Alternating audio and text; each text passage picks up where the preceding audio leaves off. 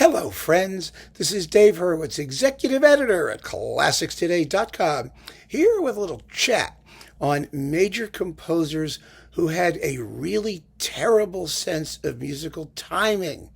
Now, what does this mean? Well, it means that the music seems to either never start or never end. It goes on too long. The proportions are off. You don't know why it's doing what it's doing. All of those things are functions of timing. And of course, it's a very subjective quality. I understand some people will feel differently than I do about some of these names that I'm going to mention, but I think it's pretty usually factually demonstrable that they had timing issues. How serious a problem it is another matter entirely, because they might be writing music that really doesn't depend on a really great sense of timing. But I think we can all admit it's better to have it than to not have it. It really is. Now, timing in music is a function of all kinds of factors. It's a function of form, which means a question of repetition and variation. Because most composers are very good writing short little things, something in ABA form that lasts a minute or two, or a song, something with, a couple verses and a refrain. That's not hard. But when you try and get longer, you need to start to justify to the listener's hearing, why you're getting longer. I mean, what is the music doing? Why is it taking up all this time? And it's not just a question of filling it full of things that entertain you. Even with that, absent some larger conception of shape and structure, the piece may turn out, not always, but may turn out to be rather dull. And you just get tired of it. You get tired of not knowing where you are, of not knowing where it's going, of not knowing why anything is happening, even though you may enjoy it bit by bit by bit. So, who are the composers in question? Well, there are some who are famous for having problems with endings. I mean, the two most noteworthy were Sibelius and Bartók. Sibelius is just full of endings that seem to stop in the middle of something, or he can't quite figure out what to do, and so he sort of gives up. That was Sibelius. It's not a crime. His unsatisfying endings are often preceded by unbelievably magnificent stuff that comes before, and they are usually not beyond intelligent interpretation to fix. Bartók had quite a different problem.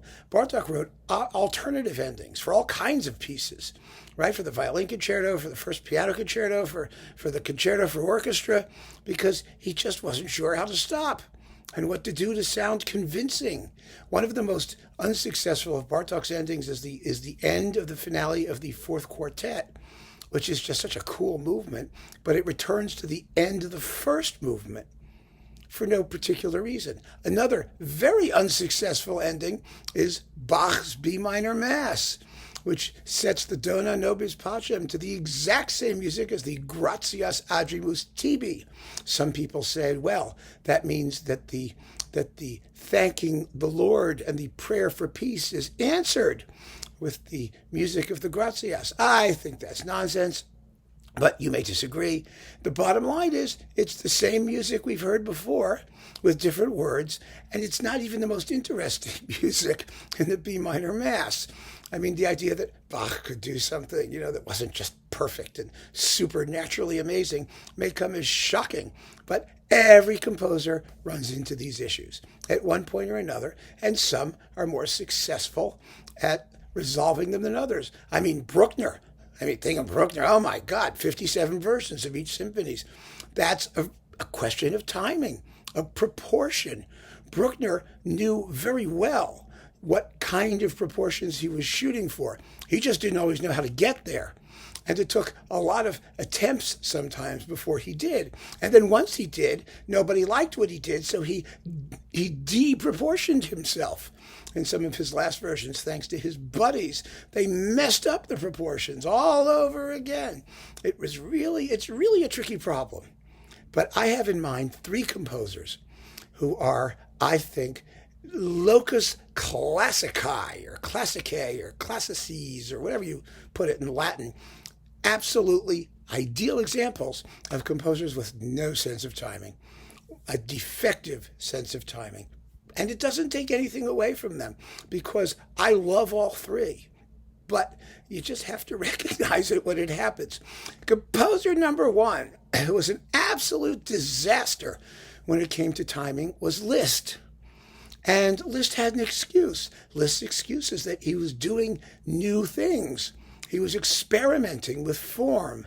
And he never quite grasped how to establish continuity from one section to the next and a reason for doing what the music is doing when it does it. So he adopted programs, for example, the symphonic poems. One successful work he did write, I think, that was formally masterful, and that's the Piano Sonata. It's an amazing piece. An absolutely amazing piece. It does have some moments where you kind of wonder why it's doing what it's doing, but basically it's astonishing. 1.5 hour arch, and boy, did he work hard on it. He really did. And, good for him. He achieved that success. But in works like the symphonic poems and these other pieces, he has a program which is quite vague. It allows him to basically do whatever he wants, but he has an excuse for the fact that the music seems to go absolutely nowhere, time out, as often as not. And I want to just share with you the most fabulous description of his first symphonic poem, which was Ce qu'on entend sur la montagne, what one hears on the mountain. By the way, César Franck did a symphonic poem on exactly the same text idea, which is quite interesting. And it has interesting things in common with the Liszt, which he couldn't possibly have known. So I don't know which one came first. I think Franck maybe even came first. But anyway, I'm just throwing that out there. We'll deal with it another time. The Liszt Berg Symphony, the Mountain Symphony it's sometimes called, what one hears on the mountain, was described by the eminent musicologist Donald Francis Tovey thusly. I love this. Listen to what he says. He says, Ce qu'on entend sur la montagne is an introduction to a connecting link to another introduction to a rhapsodic interlude leading to a free development of the third introduction, leading to a series of still more introductory developments of the previous introduction, leading to a solemn, slow theme which, after these 20 minutes, no mortal power will persuade any listener to regard as a real beginning, and so eventually leading backwards to the original mysterious opening by way of conclusion. That is a very accurate description of the form of Ce qu'on entend sur la montagne, and I love the piece. How does Liszt get us through anything that dysfunctional in terms of timing, its shape? Well, he writes lots of very atmospheric music. It's full of cool harmonies and atmospheric orchestral effects and nifty patterns, and he does it for half an hour. Does it sustain the whole half an hour? Well, you can have it both ways. And the problems are just permeate most of Liszt's orchestral music in these new forms. Because the fact is, he had no idea what the form was. All he knew is that he wanted to take one theme and transform it in various ways throughout the piece. But effective form and effective musical timing requires more than that. It requires the music providing its own justification for why it's being transformed. And the transformation has to sound logical, and the pattern has to be logical. And it's very interesting that one of Liszt's great admirers was Bartók, who also had a problem with timing and who didn't really see it as a problem, which goes to show that the whole issue that I'm describing is really very personal. There's some composers see it, some don't. Some care, some don't. I care. That's me. So Liszt, there's some of the piano pieces. I remember listening to the Spanish Rhapsody, the Rhapsody Español, and all I could think about was, how long is this thing going to go? When is it going to stop? It just kept going and going and going with one section unrelated to another section. Then maybe one would come back that you'd heard before, and then it's like 16 minutes. I don't know. It's endless. And there's a lot of Liszt that's like that. He really had no sense of timing. And that was a problem. But it's one that his originality of utterance often gets us past. Some people don't get past it. They don't get past it if they think that Liszt's inspiration was like facile and tawdry and vulgar, and that, he didn't know how to write tunes, and that he had all these other defects. And if you think that his music consists mostly of defects, then having a terrible sense of timing is really going to be lethal. I don't believe that. I think we can get past the timing issue as often as not. And the fact is, we have, because Liszt is a great classical master, however controversial he may still be, which means that most of the universe has forgiven him his poor sense of timing. Now, another composer who had an absolutely dismal sense of timing in his orchestral works, particularly, was Rimsky-Korsakov. Rimsky-Korsakov, first of all, he ended everything quietly, just about. Scheherazade. I mean, don't you wish she'd just shut up and let the Sultan go to sleep at the end? You keep hearing, yeah, da da da da da da da da da da da da da. And he's going, whoop, wop, wop, wop, wop, wop. I mean, the ship has blown up, the piece is over, and for the next 5 or 6 minutes, it's going. Or consider his conclusion to Mussorgsky's Night on Bald Mountain. It's actually twice as long as it needs to be, because he repeats everything twice. It's ya dum bum bum da dum bum bum ba da da da da da da da da da da da bum bum. You only have to do it once, guy. Only once. And then, just when you think it's done, the bells are going boom and the harp's going like that. Then you have the flute solo. Oh, God, that flute solo, it won't stop. And it's very pretty. You only need to hear it once. It just keeps extending and extending. That's Rimsky. And it's not just his endings. His beginnings are like that, too. I was playing, I have it right here. Oh, here it is. This one. This is one of my all-time favorite records. I was playing it in the car, driving back from Connecticut, and it's the Overtures and Opera Suites, conducted by Nimi Järvi. It was one of my, Nimi Järvi picks. I'm giving away a top secret fact in my Järvi's 10 best recordings. This is definitely one of them. It's just phenomenally great. Thrilling. You don't get a more exciting and well-recorded and brilliant performance of the music. And it is brilliant, and it is wonderful. It's just wonderful. You just hear it over and over. I mean, he has his pastoral openings. It's like for the Snow Maiden and the Legend of the Invisible City of Kitej, the ones where you've got like these sort of pastoral scenes with birds weeping, going weep, weep, weep, weep, weep, and they just, Christmas Eve, which I played, the Christmas Eve suite, it's so pretty, but it's bum ba da da da da da do. I mean, it's like the suite from Close Encounters of the Third Kind, only it's like the 7th kind. Because it just keeps going. It just repeats for the first 10 minutes. Once it gets going, it's splendid. It's marvelous stuff. It really is. And that's what we wait for. But until it gets going, it's like, okay, I get it. It's a bird. It's a forest. It's water. Can we please move on to the next thing? And then, of course, you've got those endless quiet endings. And it's a pity, actually, because, Rimsky, these are suites from operas. So it's not really fair to get on his case about it too badly. His symphonies do not have that problem. They may be formally inept, and a couple of them kind of are, and not as interesting because they're not as colorful as his operatic music. And, the tunes aren't as good either, but the proportions are okay.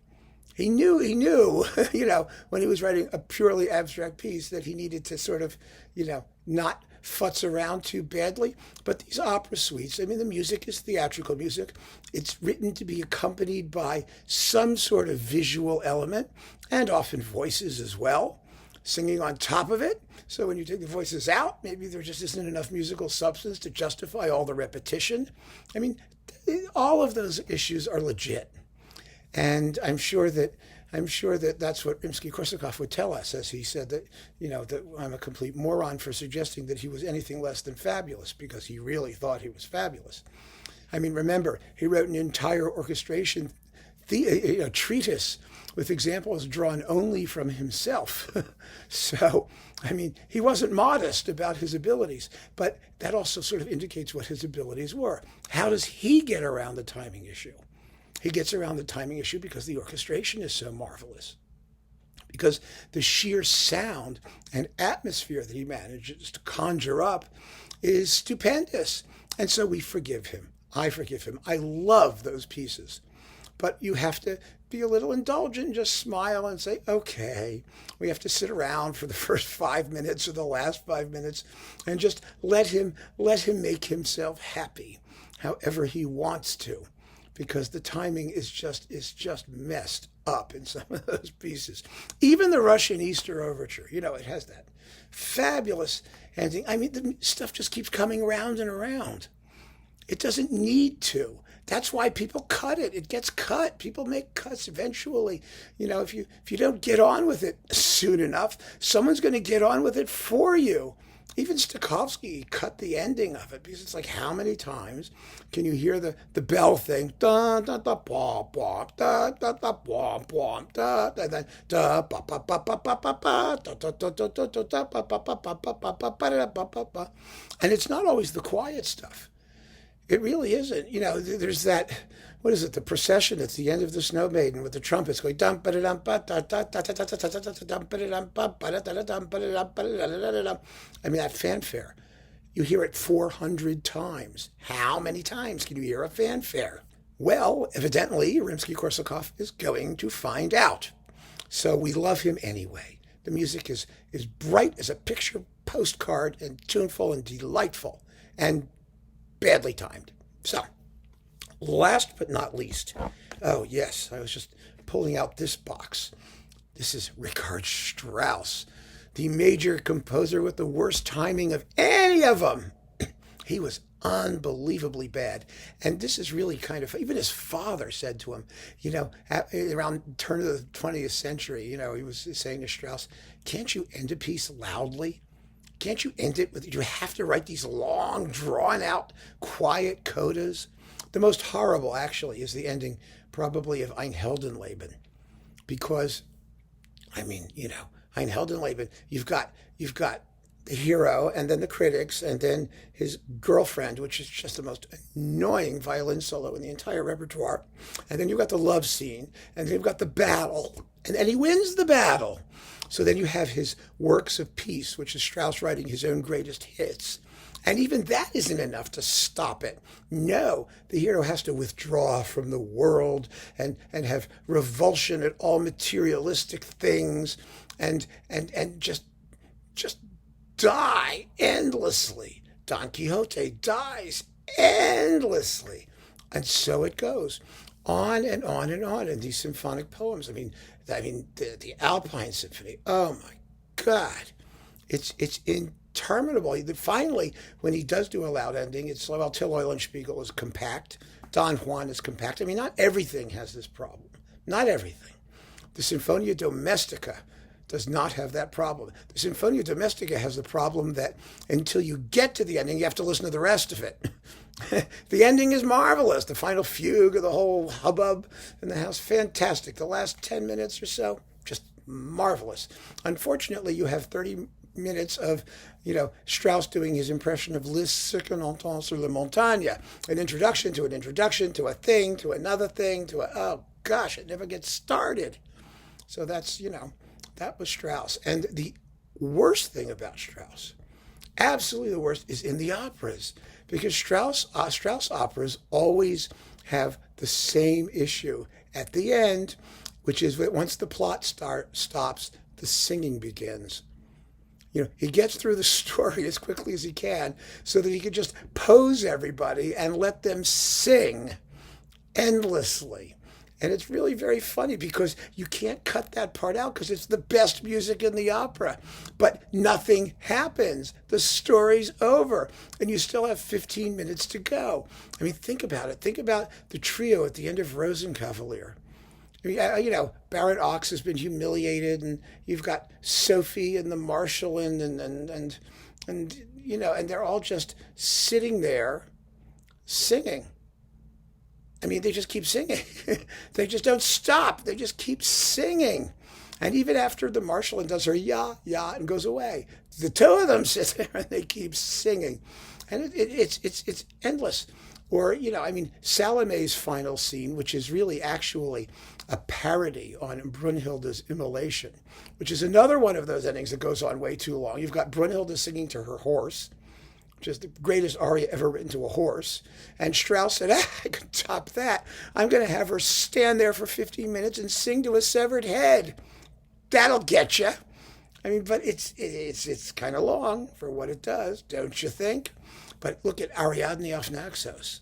The story's over, and Bacchus and Ariadne sit there, and they sing, and sing, and sing, and sing. And it's beautiful. It's lovely. It's just wonderful. And Die Frauen Schatten, holy cow.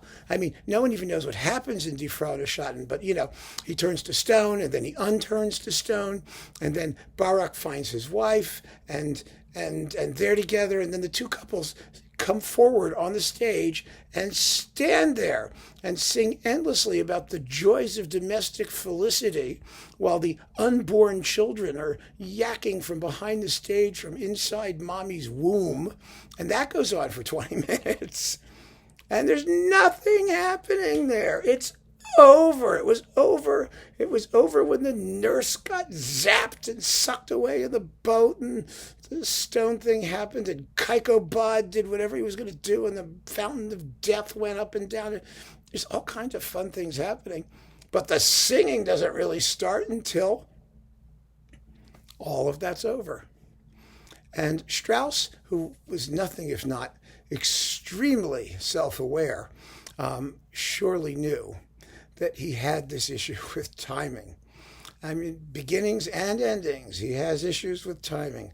But Strauss operas, I just think, are the funniest things out there because you just know that you have to wait an hour and a half or 2 hours or 3 hours, and then, the most beautiful thing is going to happen. But it has nothing to do with the rest of the opera.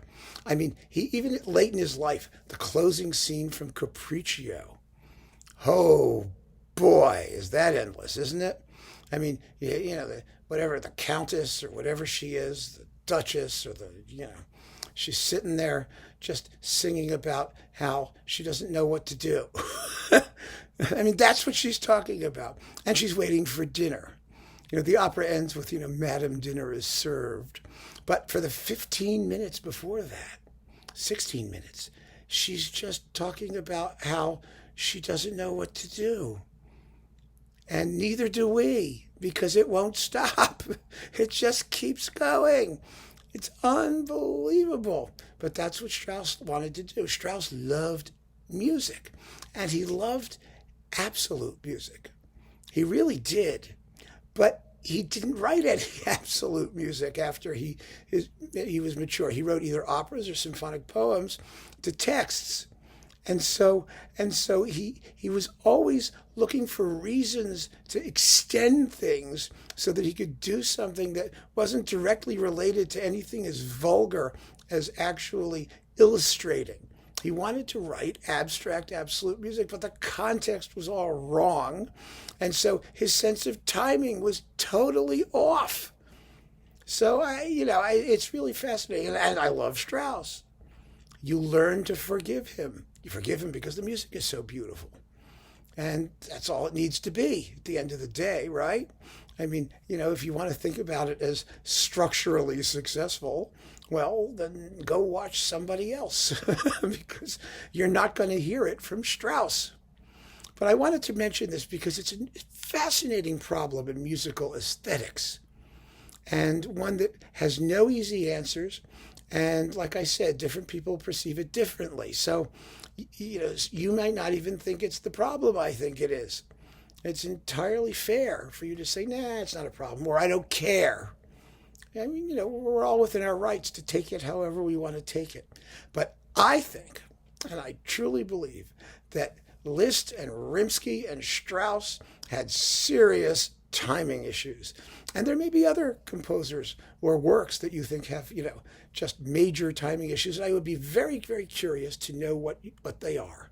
If you want to give me your selection, Give me one or two picks, if you've got some, either of composers who have no sense of timing or works with a defective sense of timing, because that way we will have a community consensus of music that doesn't time terribly well. I don't know what we'll do with that list. I don't know how much value there will be, but I always think it's a good idea to think about music critically and to understand that you don't have to like it all, and that there is no such thing as a perfect masterpiece, not even by Bach. There just isn't.